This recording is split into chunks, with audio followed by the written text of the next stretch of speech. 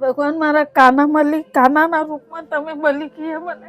નહીં, તમારા દીકરા જ છીએ અમે. તમે તારે હવે છે ને રડતા નહીં. જ્યારે પણ જરૂર પડે ને ત્યારે આ ભાઈને કહેજો, અમે આવી જવું હો. ભગવાને એક જ કહું કે મને આવી ચાલતા બોલતા તમારા દર્શન થતા મને મોક્ષ મુક્તિ આપે તો બહુ છે. મારું કિસ્સો બહુ અલગ છે. 30 વર્ષથી બીજી બૈરી કરેલી. એમ તો બહાર કહેવાનું તમે પૂછો એટલે કહું છું. હું આમ 30 વર્ષથી રહું છું આવી લાચારીમાં. રૂમ ભાડું, લાઇટ બિલ, ઘરમાં હોય નહીં હોય, ભૂખું તેસું, એક ટાઈમ ખાવાનું, જીવન ગુજારવાનું. સુખી રહે એમનો પરિવાર આનંદથી, સદા ભરી ગંગામાં હાથ રહે એમનો.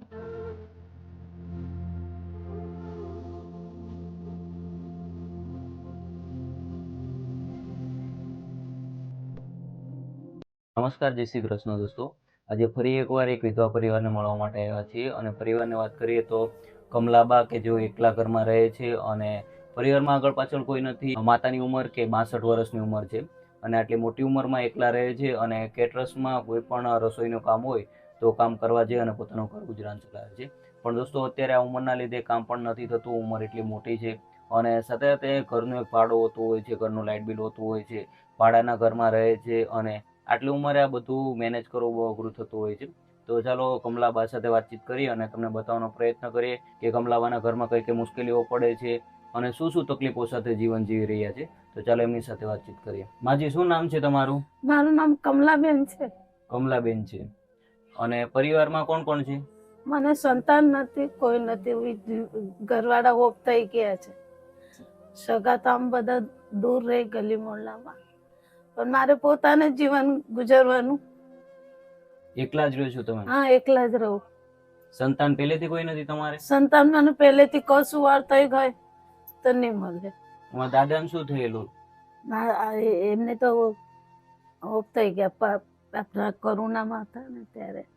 કોરોનામાં ઓફ થઈ ગયા? હા. તે કેટલા વર્ષથી તમે એકલા રહ્યો છો? આમ તો મારું કિસ્સો બહુ અલગ છે.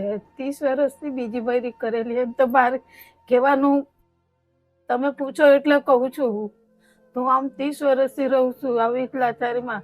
રૂમ ભાડું, લાઇટ બિલ, ઘરમાં હોય નહીં હોય, ભૂખું તેસું, એક ટાઈમ ખાવાનું, જીવન ગુજારવાનું. કેમ 30 વર્ષથી એકલા કઈ રીતે તમે? મા ઘરવાળાએ બીજી બૈરી કરેલી.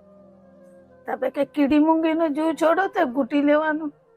એટલે જેમ મહેનત મજૂરી કરીને ગુજારવાનું. 30 વર્ષથી એકલા રહ્યો છું? તે તમને 2 વર્ષથી મર્યા, પણ 30 વર્ષથી હું એકલી જ રહું વિધવાના રૂપમાં. 30 વર્ષથી? હા, તો એવી મારી પણ હું બહાર કોઈ નહીં. આપણું પેટ કોઈ ખોલી જોઈ? ના ના, સાચી વાત છે. આપણું દુઃખ હોય આપણી અંદર જ રહી. ઝેર સમજીને ઘૂંટિયા કરવાનું. તો દાદી, અત્યારે શું શું તકલીફ પડે છે? કેમ કે એકલું રહેવાનું, પરિવારમાં કોઈ નથી. અત્યારે ઘરમાં રાશનનું તકલીફ, તબિયત સાથ નહીં આપે એ તકલીફ, બીજું કઈ નહીં. રૂમ તો મહિનામાં 1-2 વાર 4 વાર મળે તો લાઇટ બિલ ભરું, રૂમ ભાડું ભરું.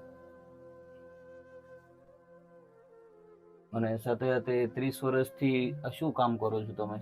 હું ઝાડુ મારવા જાઉં, નહીં તો વાસણ કપડા કરવા જાઉં, ઘર કામ.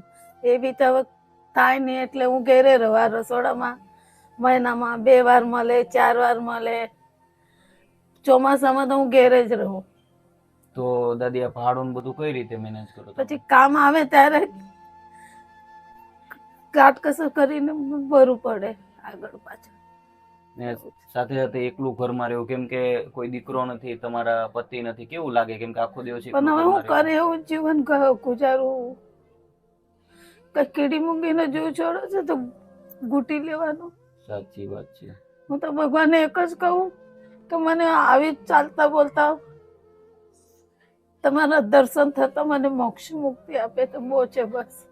ના ના, જો દાદી, એવું ટેન્શન નહીં લેવાનું. હવે છે ને અમે આવી ગયા છીએ ને, તમારા દીકરા જેવા છીએ. તમને રાશનમાં તકલીફ નહીં પડે અને સાથે સાથે તમને એવું લાગે કે ભાઈ હવે અમારે ઘરમાં નથી રહેવું, તો આપણે તમને સારા આશ્રમ છે તો ત્યાં પણ તમને રાખી શકાય સારી રીતે. રાશન જોઈએ તો રાશન, અને તમારે કોઈ પણ જગ્યાએ આશ્રમમાં જવું હોય હા, તો ત્યાં તમને સારી રીતે રહેવાનું, ખાવાનું, અને તમારા જેવા ઘણા દાદીઓ ત્યાં છે, હા, તેમની સાથે વાતચીત કરો એટલે તમારું મન છે ને હળવું રહે. તો એવી રીતે વાંધો તમારે જવું હોય તો ત્યાં પણ અમે પહોંચાડીશું. કઈ નહીં, હું આગળ ચાલુ આશ્રમમાં આવીશ, પણ અત્યારે જ્યાં સુધી રહેવાય ત્યાં આ સુધી. કઈ નહીં, અત્યારે તમારાથી કામ થાય ત્યાં સુધી કરો. હા, ત્યાં સુધી અમે રાશન પહોંચાડતા રહીશું. હા, અને જે પણ તકલીફ પડે તમારો દીકરો સમજીને યાદ કરજો, અમે આવી જવું તમારે. અમે તમારા દીકરા જ છીએ હવે, એટલે રડતા નહીં હવે, હો. અને કઈ ટેન્શન નહીં લેતા. તમને જો અહીંયા રાશન પહોંચાડીશું મહિને, અને રાશન પતી જાય તો પાછું આપી જવું. ને એવું લાગે કે હવે મારાથી કામ નથી થતું અને મારે શાંતિથી આશ્રમમાં રહેવું છે, તો અમે ત્યાં પણ પહોંચાડી દેવું તમને. હા, આગળ ચાલીને હું આશ્રમમાં આવીશ, મારાથી જ્યાં સુધી રહેવાય ત્યાં સુધી. હા, જ્યાં સુધી તમારાથી કામ થાય ત્યાં સુધી, જ્યાં સુધી ઘરે રહેવું હોય ત્યાં સુધી રહ્યો. હા. હો.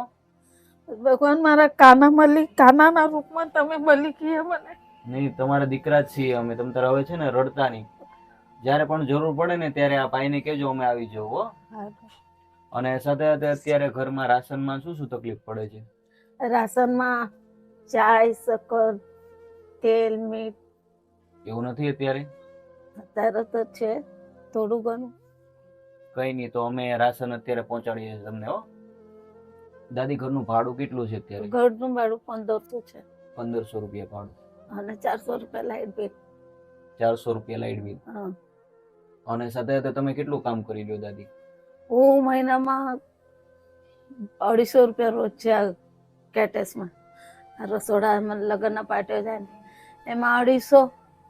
મહિનામાં 2 વાર મળે, 3 વાર મળે, 4 વાર મળે. એમાં રૂમ ભાડું, લાઈટ બિલ ભરવાનું, પાછું ઘરમાં કાટકસરથી 3 ટાઈમના જગ્યાએ 1 ટાઈમ ખાવાનું લુખું સૂકું એવું. એક જ ટાઈમ ખાઈ લ્યો? એટલે એમ ઘરમાં જેમ સમય આવે એવું ચલાવવાનું એમ. પરિસ્થિતિ પ્રમાણે જેવું પડે. હા, બહાર કહીને કોઈ આપી જાય? ના ના, નહીં આપી. કોઈ નહીં આપી જાય. દોસ્તો, જોઈ શકો છો દાદીમાની એક ઓરડી, એમ કહી શકાય ને કે 2 વ્યક્તિ પણ નથી બેસી શકતા આટલી નાની ઓરડીમાં રહેવાનું. સાથે સાથે 30 વર્ષથી એકલા રહે છે. જેમના પતિ હતા એ કોરોનામાં મૃત્યુ પામેલા છે.